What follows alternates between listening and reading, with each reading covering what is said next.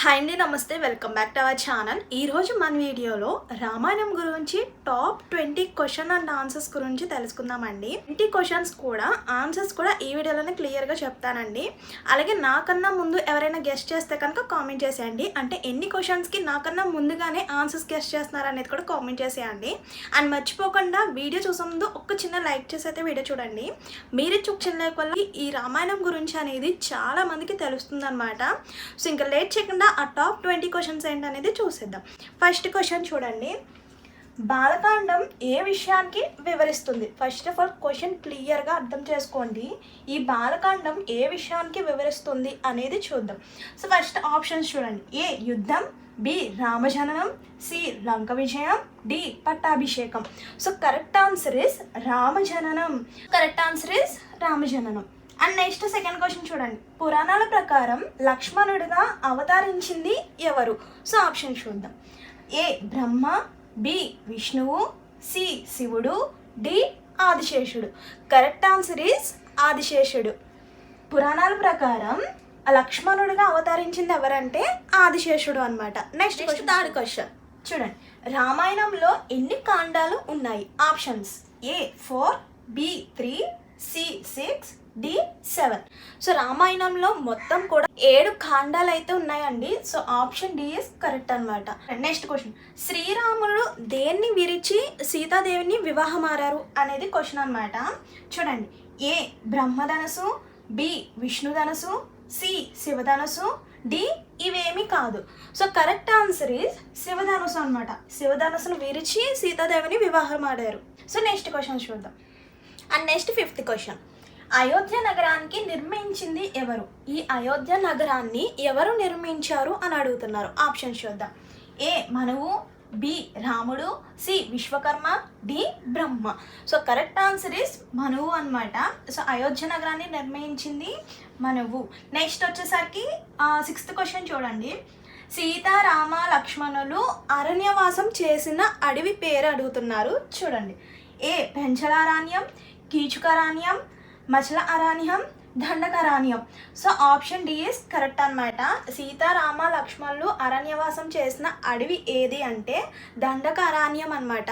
Next question చూద్దాం. చూడండి, seventh question, రావణాసుడు ఎవరికి పరమ భక్తుడు? సో ఆప్షన్ చూద్దాం. ఏ బ్రహ్మ, బి విష్ణువు, సి శివుడు, డి పరమనాస్తికుడు. సో కరెక్ట్ ఆన్సర్ శివుడికి రావణాసుడు పరమ భక్తుడు అనమాట. అండ్ నెక్స్ట్ క్వశ్చన్ చూద్దాం, సీతాదేవి ఏ రాజ్యానికి సంబంధించిన వారు? ఆప్షన్స్ చూద్దాం. ఏ చిత్రకూట, బి అంగద రాజ్యం, సి మిథిల రాజ్యం, డి అంగరాజ్యం. సీతాదేవి మిథిల రాజ్యానికి సంబంధించిన వారనమాట. So correct answer is Mithila రాజ్యం. సో నెక్స్ట్ క్వశ్చన్, శ్రీరాముని యొక్క తల్లి పేరు అడుగుతున్నారండి. సో ఇక్కడ ఆప్షన్ చూద్దాం. A Bhudevi, B Sumitra, C Kausalya, D Kaikeyi. శ్రీరాముని తల్లి ఎవరంటే కౌశల్యాదేవి గారు అనమాట. So option C is correct అండి. శ్రీరాముడి తల్లి పేరు కౌశల్యాదేవి. నెక్స్ట్ క్వశ్చన్ చూద్దాం, రామాయణంలో మండోదరి ఎవరు అని అడుగుతున్నారు. సో ఆప్షన్ చూద్దాం. ఏ సీతమ్మ చెల్లెలు, బి రావణుడి భార్య, సి కైకేయి చెల్లెలు, డి హనుమంతుని తల్లి. మరి ఈ రామాయణంలో మండోదరి అసలు ఎవరు?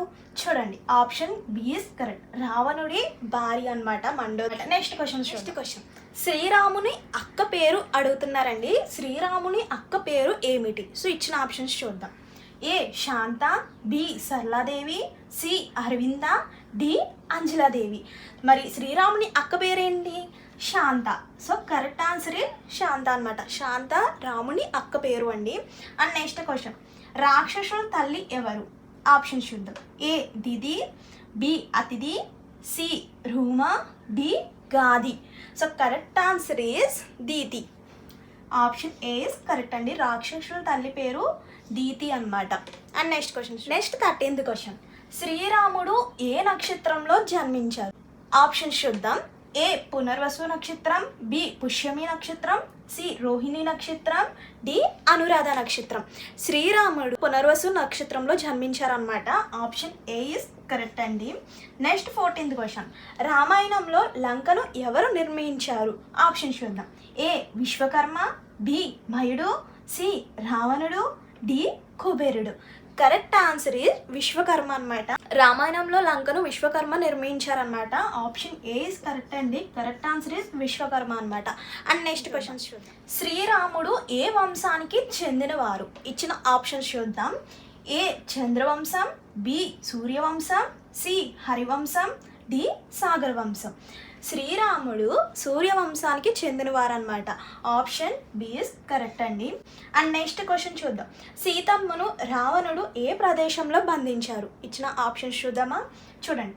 ఏ Lanka, B Ashokavanam, C Kishkindha, D Dandakaranyam. సీతమ్మ దేవిని రావణాసుడు అశోకవనంలో బంధించారనమాట. ఆప్షన్ బి ఇస్ కరెక్ట్ అండి. Ashokavanam is correct answer. And next questions చూద్దాం. నెక్స్ట్ 17th క్వశ్చన్ చూద్దాం. శ్రీరాముడు అయోధ్యకు తిరిగి వచ్చిన రోజు ఏ పండుగ జరుపుకుంటారు?